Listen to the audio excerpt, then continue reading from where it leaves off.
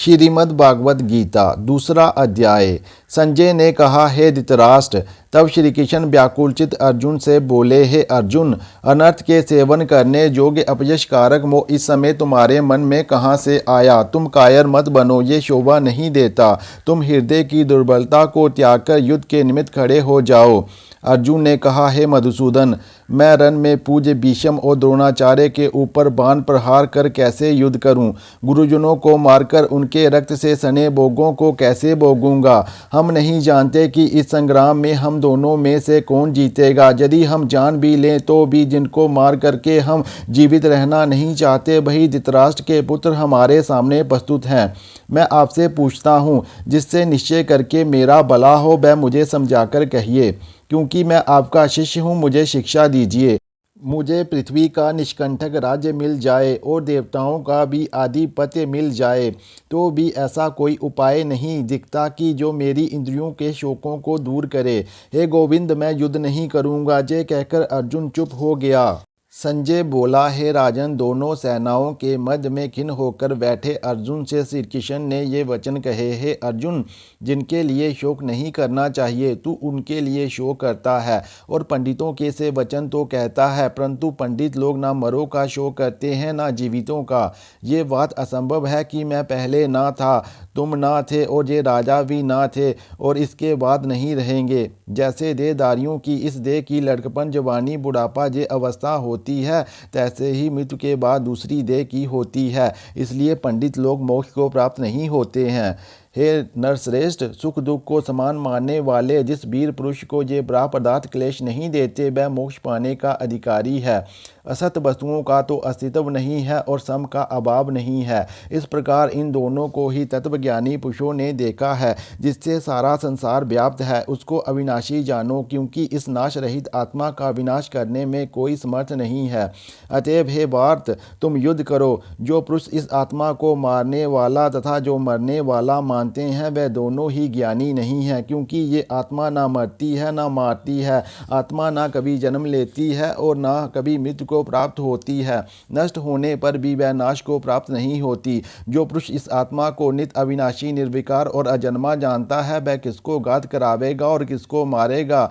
जिस प्रकार मनुष्य पुराने वस्त्रों को फेंककर नए वस्त्र ग्रहण करता है, उसी प्रकार आत्मा पुरानी देह छोड़कर नई देह धारण करती है। आत्मा को शस्त्र नहीं काट सकते हैं, अग्नि नहीं जला सकती है, जल भिगो नहीं सकता है। ये अविनाशी, सर्वव्यापी, स्थिर, अचल और सनातन है। ये इंद्रियों से जानी नहीं जा सकती, ये कल्पना से भी परे है।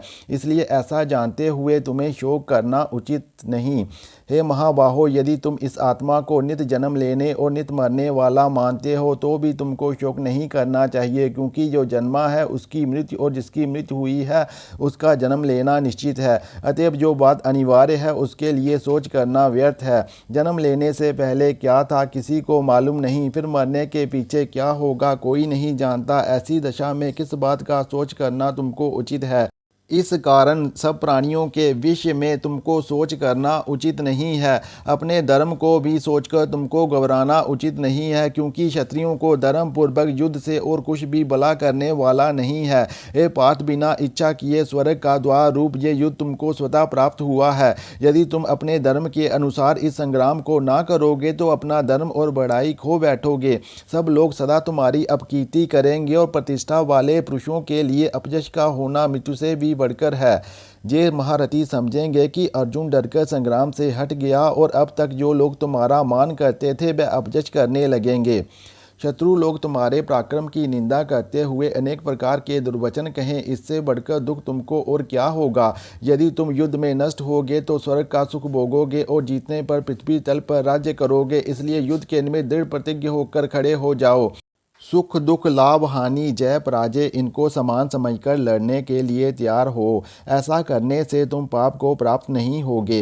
हे पार्थ, ये ज्ञानापदेश ज्ञान योग के विषय में तुमसे कहा गया। अब निष्काम कर्म योग के विषय में सुन। जिस ज्ञान को पाकर कर्म बंधन से तेरी मुक्ति होगी। कर्म योग मार्ग एक बार प्रारंभ किए बिना कर्म का नाश नहीं होता और विघ्न पड़ने पर भी शुभ फल होता है। और इस कर्म का केवल प्रारंभ ही संसार के भेद से छुड़ाकर पूर्ण ब्रह्म प्राप्त कराता है। निश्चय करने वाली बुद्धि इस निष्काम कर्म में एक ही है और कामना वाले पुरुषों की बुद्धि एकाग्र नहीं रहती, उनकी शाखा पर शाखाएं होती हैं। ऐसी दशा में मनुष्य संदेह में रह जाता है। हे अर्जुन, अज्ञानी उस पुष्पिता वाणी को ही स्वर्ग सुख से बढ़कर कुछ नहीं समझते। स्वर्ग सुख को ही जो उत्तम पुरुषार्थ समझते हैं, उनका चित्त कामनाओं से व्याकुल होने के कारण निश्चयात्मक बुद्धि से मोक्ष साधन को उत्पन्न नहीं होती, कारण कि उनका चित्त भोगादि में सदैव निमग्न रहता है। जिन मनुष्यों का चित्त इस प्रकार मोह लिप्त है और जिनकी आसक्ति भोग विलास और ऐश्वर्य में है, ऐसे पुरुष के अंतकरण में निश्चयात्मक बुद्धि नहीं होती है। हे अर्जुन, वेद त्रिगुणात्मक सकाम है, तुम निष्काम हो जाओ। सुख दुख को समान जानकर नित्य योग क्षेम आदि स्वार्थों में ना पड़कर धीरजवान और आत्मनिष्ठ हो। जैसे अनेक छोटे छोटे जलाशयों में मनुष्य का कार्य सिद्ध नहीं होता है, बड़े जलाशयों से वह सब प्रयोजन अनायास ही सिद्ध हो जाते हैं, उसी तरह संपूर्ण वेदों में कहा हुआ काम कर्मों का फल ब्रह्म में भक्ति रखने वाले मनुष्य को सहज में ही प्राप्त होता है। तुमको केवल कर्म करना चाहिए, फल तुम्हारे अधिकार में नहीं। तुम ना तो फल की अभिलाषा से काम करो, ना निकम्मे ही रहो। फल की आशा त्याग कर कार्य की सफलता को समान समझकर तुम योगस्थ होकर कर्म करो। यही कर्म ज्ञान योग है। इस बुद्धि योग सहित कर्म से अन्य कर्म अत्यंत हीन है, इसलिए तुम बुद्धि योग का आश्रय ग्रहण करो।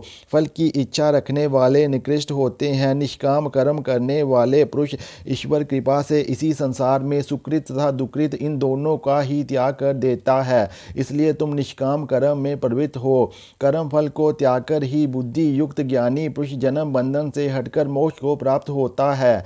जब तुम्हारी बुद्धि मोह वन के बाहर निकल जाएगी, तब तुम्हारा मन आगे सुनने वाली तथा हुई बातों से विरक्त हो जाएगा। अनेक श्रुतियों स्मृतियों के वचनों को सुनने से तुम्हारी बुद्धि भ्रमित हो गई है। जिस समय वह निश्चल होकर आत्मा में स्थित होगी, तभी तुमको तत्व ज्ञान प्राप्त होगा।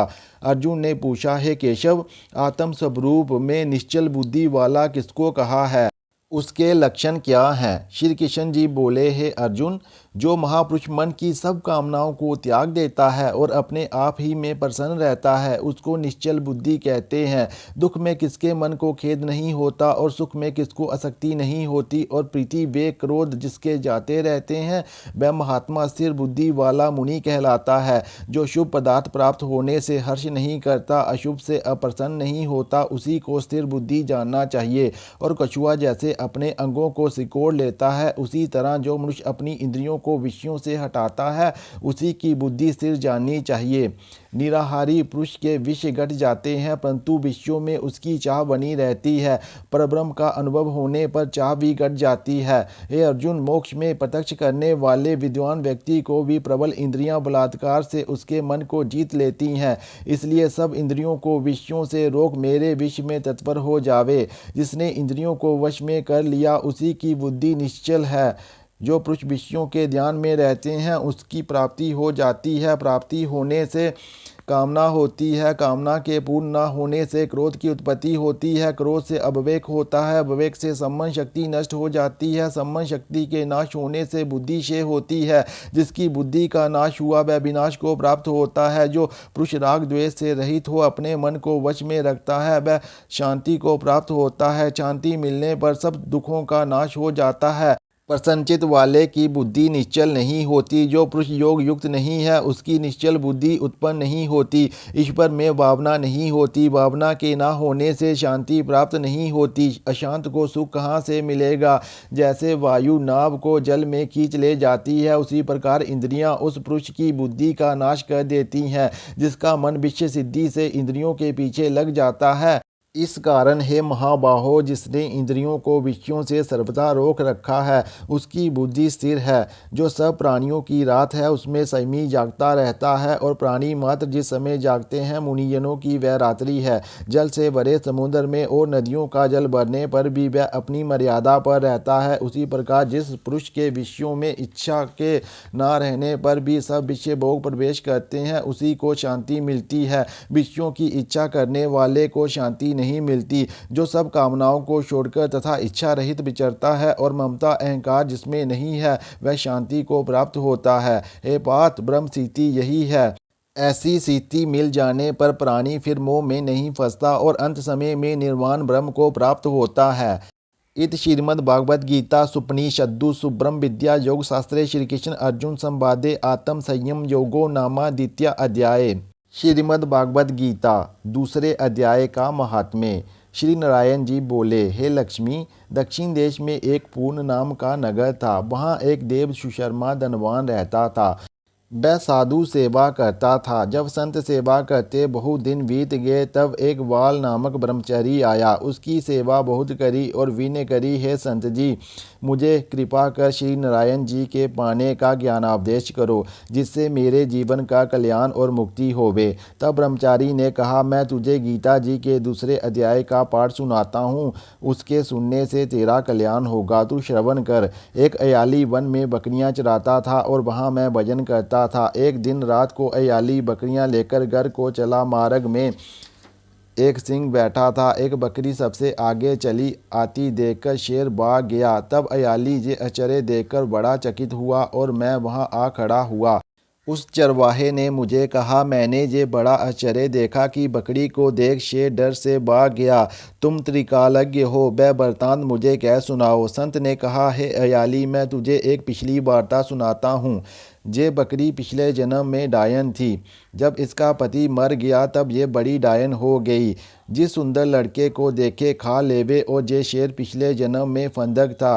वह पक्षी पकड़ने वन को गया और डायन भी वन को गई। वहाँ डायन ने उस फंदक को खा लिया। अब वही फंदक शेर हुआ और वह डायन बकरी हुई। शेर को पिछले जन्म की खबर है, इसलिए बकरी को देखकर शेर ने जाना कि अब भी मुझे खाने आई है।